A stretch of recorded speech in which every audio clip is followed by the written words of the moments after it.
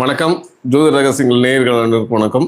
நீங்கள் நம்ம பார்க்கக்கூடிய விஷயம் வந்து பார்த்தீங்கன்னா, உங்கள் பிறந்த தேதியில் ஒளிந்திருக்கக்கூடிய ரகசியங்களை பற்றி தான் பார்க்க போகிறோம். அதே மாதிரி நீங்கள் பிறந்த நட்சத்திரத்தில் இருக்கக்கூடிய ரகசியங்கள், இது வந்து எல்லாருமே வந்து பிறந்த தேதிக்கு வந்து பார்த்தீங்கன்னா, நீங்கள் இந்த கோயில்களுக்கு போகிற மாதிரியான விஷயங்கள் நிறைய பரிகாரம் கொடுப்பாங்க, நட்சத்திரத்துக்கான பரிகாரம் கொடுப்பாங்க. அந்த மாதிரி இல்லாமல் நம்ம என்ன பண்ணுறோம்னா, நம்ம கொடுக்கக்கூடியது எல்லாமே வீட்டில் இருந்து நீங்களே வந்து எல்லாரும் பயன்படுத்தக்கூடிய ஒரு மெத்தட் தான் நம்ம பயன்படுத்த போகிறோம். சரிங்களா? அந்த மாதிரி விஷயங்களை ரகசியங்களை தான் நம்ம கொடுக்க போகிறோம். முதன்மையாக அதில் சொல்லக்கூடியது என்ன அப்படின்னா, எல்லாரும் வந்து கொஞ்சம் ஒரு நோட் பென் எடுத்து வச்சுக்கோங்க. ஏன்னா நம்ம கொடுக்கக்கூடியது எல்லாமே வந்து பார்த்தீங்கன்னா ஸ்பெசிஃபிக்காக உங்களுக்கு ஒவ்வொன்றா கொடுக்கறதுக்காக ரெடியாக இருக்கிறோம். அப்போது நீங்கள் நோட் பெண்ணால் நீங்கள் நோட் பண்ணிக்கிட்டால் மட்டும்தான் அடுத்தடுத்த விஷயங்கள் நீங்கள் ஈஸியாக அதை ஃபாலோ பண்ணிக்கிறதுக்கு ஈஸியாகவும் இருக்கும்.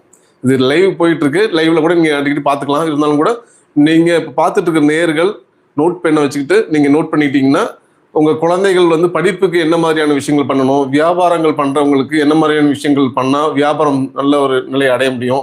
அதுமாரி உங்களுடைய டேட்டா படத்தில் ஒழிஞ்சிருக்கக்கூடிய ரகசியங்களை பற்றி பேச போகிறோம். அதே மாதிரி நட்சத்திரங்கள் அதிலும் ஒழிஞ்சிருக்கக்கூடிய ரகசியங்களை பற்றி தான் பேச போகிறோம். அதனால் பிஸ்னஸ் பண்ணுறவங்க, எஜுகேஷன் படிக்கக்கூடிய நபர்கள், நிபுணர் சம்மந்தப்பட்ட விஷயங்கள் தேவைப்படுறவங்க எல்லாமே இதில் பார்த்து பயனடையலாம். சரிங்களா? இப்போது பேசிக்காக சில விஷயங்களை பற்றி நம்ம பேசிடுவோம். முதல்ல வந்து மனிதனுடைய வாழ்க்கையில் வந்து பார்த்திங்கன்னா எல்லாருமே ஏன் முன்னேறல, நான் ஏன் முன்னேறாமல் இருக்கேன்னு சொல்லி எல்லாருமே வந்து அவங்களுடைய மனதில் ஒரு கேள்விகள் எழுது. என் வாழ்க்கையை தடுத்துட்டு இருக்கிறது யார்? நானே தடுத்துட்டு இருக்கேனா, இல்லை என் குடும்பத்தார் அதை வந்து தடுத்துட்டு இருக்காங்களா, ஏன் நான் வளர்ச்சி அடையாமல் இருக்கிறேங்கிற மாதிரி நிறைய கேள்விகள் நமக்குள்ளே ஓடிக்கிட்டு இருக்கு. நான் நிறைய ஒர்க் அவுட் பண்ணுறேன், நிறைய விஷயங்கள் சாதிக்கிறேன், ஆனால் அதுக்கான ரிசல்ட் கிடைக்கலையே என்ன அப்படின்னு சொல்லி நிறைய பேர் கேட்டுட்டு இருக்காங்க. மனநிலை வந்து பார்த்திங்கன்னா அவங்களுடைய விஷயங்கள் போயிட்டு இருக்கும். இதுக்கெல்லாம் காரணம் என்னவா இருக்கும்னு நீங்கள் நினச்சிங்கன்னா, இதுக்கு ஒரு முக்கியமான காரணம் வந்து பார்த்தீங்கன்னா நம்மளுடைய மனநிலை. சரிங்களா?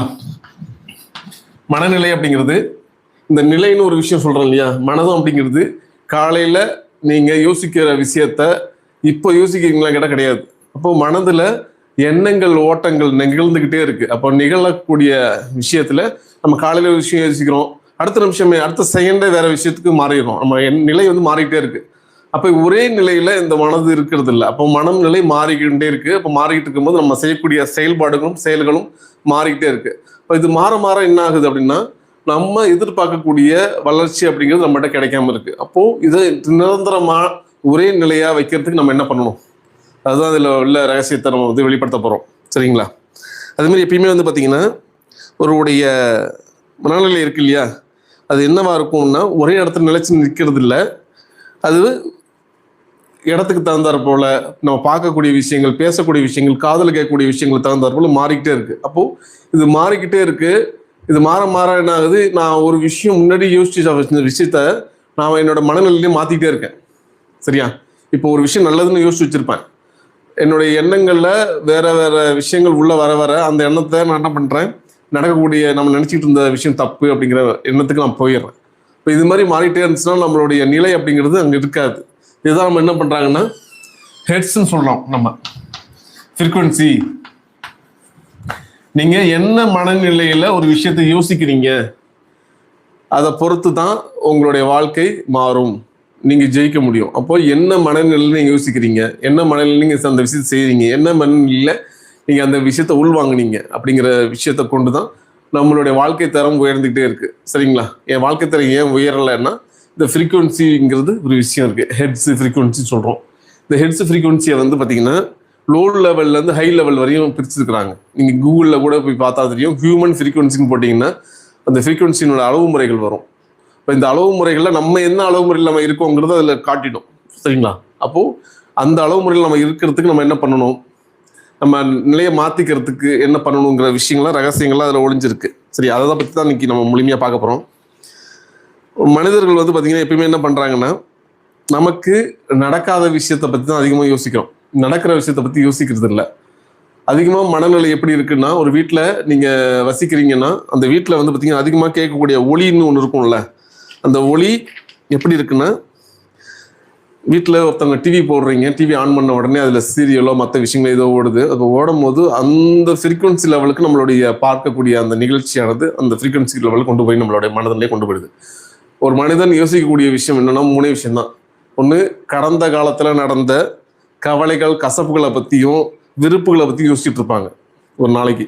2வது, எதிர்காலத்தை நினச்சி ஒரு பயம், அச்சம், பதற்றம் இதுக்குள்ளேயே வாழ்ந்துட்டு இருப்பாங்க. நிகழ்காலத்தில் நிலையாக இருக்க மாட்டாங்க. சரிங்களா?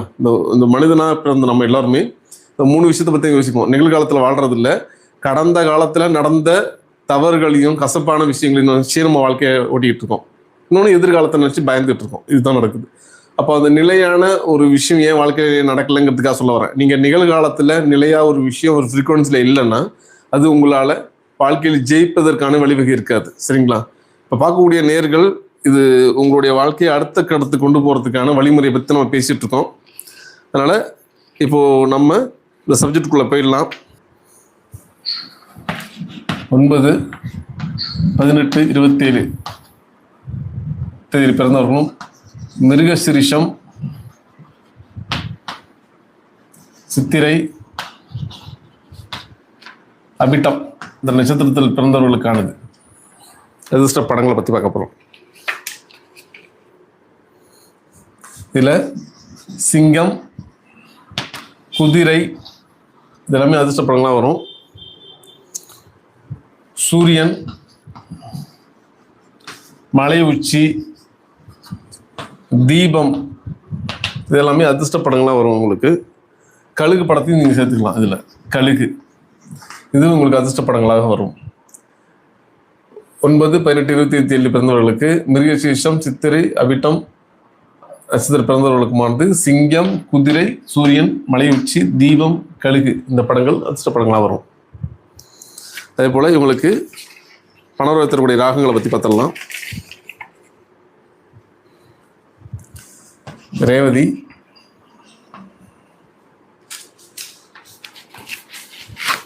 நீலாம்பரி.